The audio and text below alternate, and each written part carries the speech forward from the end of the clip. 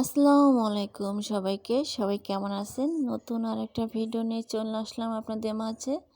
তো এখানে আমি নতুন আলু নিয়েছি। তো নতুন আলু তো অনেক বালু থাকে, এই জন্য ধুয়ে নিয়েছি। তারপরে নতুন আলুগুলা ছিলে আমি ছোট ছোট করে কেটে নিয়েছি। আর এখানে নিয়েছি টমেটো কুচি, পেঁয়াজ কুচি, তারপরে হচ্ছে আদা রসুন বাটা, জিরা বাটা, আর জিরা আর গরম মশলা একসাথে বেটে নিয়েছিলাম সেটা, ধনিয়া পাতা কুচি আর 3টি ডিম। তো এখন আমি রান্নাটা শুরু করে দিব। তো রান্না করার জন্য আমি চুলায় কড়াই দিয়েছিলাম, তো কড়াইতে তেল দিয়ে দিলাম এখন। তো তারপরে হচ্ছে এখানে দিয়ে দেব আমি পেঁয়াজ কুচি। এখানে আমি মাঝারি সাইজের 2টা পেঁয়াজ কুচি করে নিয়েছিলাম। তো পেঁয়াজ কুচিগুলো এখন দিয়ে দিলাম, আর পেঁয়াজ কুচিগুলো একটু নাড়াচাড়া করে নিব। তারপরে দিয়ে দেবো এখানে স্বাদ মতো লবণ। এখানে আমি একবারই লবণ দিয়েছি, আর বারবার দিতে হয়নি, আমাকে পরিমাণটা বুঝে দিয়েছিলাম। তো লবণ দিয়ে একটু নাড়াচাড়া করে নিব। পেঁয়াজটা নরম হয়ে গেলে আমি এখানে দিয়ে দিলাম আদা রসুন বাটা। আদা রসুন বাটাটা একটু নাড়াচাড়া করে নিব। আদা রসুন বাটা একটু নাড়াচাড়া করে আমি সেই জিরা বাটা আর গরম মশলা বেটে রেখেছিলাম সেটাও দিয়ে দেব। এখানে আমি পরিমাণ মতোই নিয়েছিলাম, যতটুকু আমার লাগবে, তো সবটুকুই আমি এখানে দিয়ে দেব এখন। সেটা দিয়েও একটু নাড়াচাড়া করে নেব। তারপরে এখন দিয়ে দেবে এখানে সামান্য পরিমাণ একটু পানি, যাতে মশলাটা পুড়ে না যায়। তো এখন আমি দিয়ে দিব এখানে গুঁড়া মশলাগুলো। তো গুঁড়ো মশলা এখানে আছে হলুদের গুঁড়া, মরিচের গুঁড়া, ধনিয়া গুঁড়া। এই 3টা মশলা দিয়ে আমি এখন ভালো করে নাড়াচাড়া করে নিব। আর জিরা আমি বাটা জিরা দিয়েছি। তো মশলাটা এখন ভালো করে কষিয়ে নিব। আর যারা যারা আমার ভিডিওটি এখন অবধি দেখতেছেন বা দেখছেন, তাদেরকে অনেক অনেক ধন্যবাদ। আমার ভিডিওটি ফুল ওয়াচ করার অনুরোধ রইল।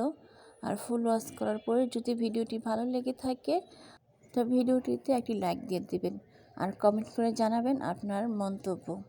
আমার চ্যানেলে যদি নতুন হয়ে থাকেন, আমার চ্যানেলটি সাবস্ক্রাইব করে আমার পাশে থেকে যেতে পারেন। তো তারপর আমি এখানে দিয়ে দিলাম টমেটো কুচি। টমেটো কুচি দিয়ে কিছুক্ষণ আমি রান্না করে নেব, যতক্ষণ পর্যন্ত টমেটোটা সিদ্ধ না হয়। টমেটোগুলো সিদ্ধ হয়ে গেলে আমি আলু কেটে রেখেছিলাম সেগুলো দিয়ে দিব এখানে।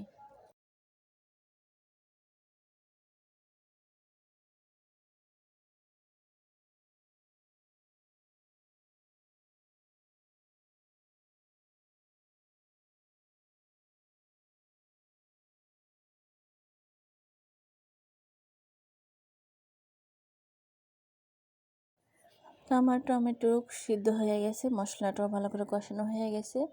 এখন দিয়ে দিলাম কেটে ধুয়ে রাখা সেই আলুগুলো। এখন আলু দিয়ে ভালো করে নেড়ে চেড়ে আমি কিছুক্ষণ কষিয়ে নেব।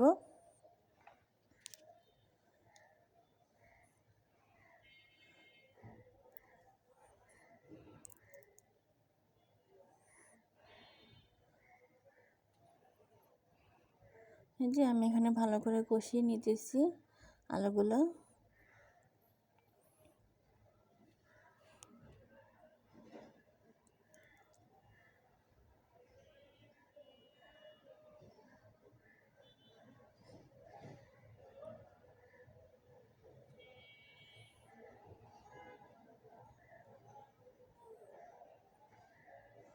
এখন আমি ঢেকে দেব আলুগুলো সিদ্ধ হওয়ার জন্য। আর এখানে আমি আলুগুলো অন্য চুলে দিয়ে দিলাম, আর এখন আমি এখানে ডিম ভেজে নেব।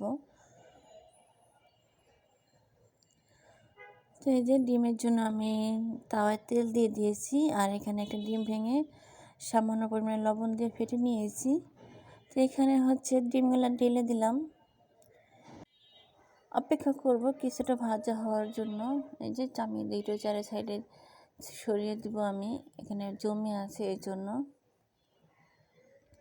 এখানে আমি 2 ভাঁজ দেব, এই জন্য একটু সাইডে সরিয়ে দিলাম।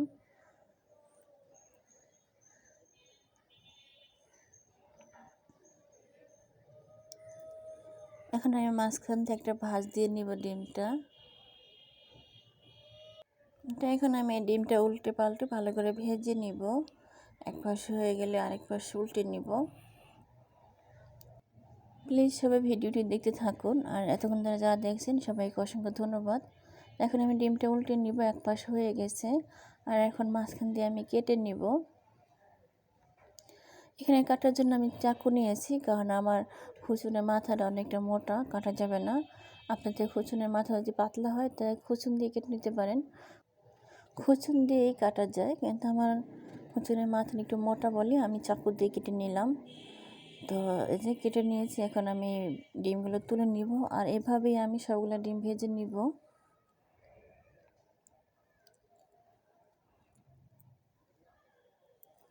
তো এখানে আমি তরকারিতে এখানে আলুগুলো সিদ্ধ হয়ে গেছিলো, আর আমি এখানে ঝোল দিয়ে দিয়েছিলাম, তো সেটি স্কিপ হয়ে গেছে। তো আমি পরিমাণ মতো ঝোল দিয়ে দিছি, আমার মানে যতটুকু লাগবে আপনাদের পরিমাণ মতো দিতে পারেন। আমি ঝোলটা একটু বেশি দিয়েছি, কারণ আমার মেয়ে ঝোল দিয়ে ভাত খেতে পছন্দ করে। তো এই জন্য আপনারা একটু ঝোল কমিয়েও দিতে পারেন, এত ঝোল লাগে না এই তরকারিটাতে। তো এখানে তারপরে ডিমগুলো আমি দিয়ে দিছি একে একে। এখন আমি উপর দিয়ে একটু ধনিয়া পাতা দিয়ে দিব।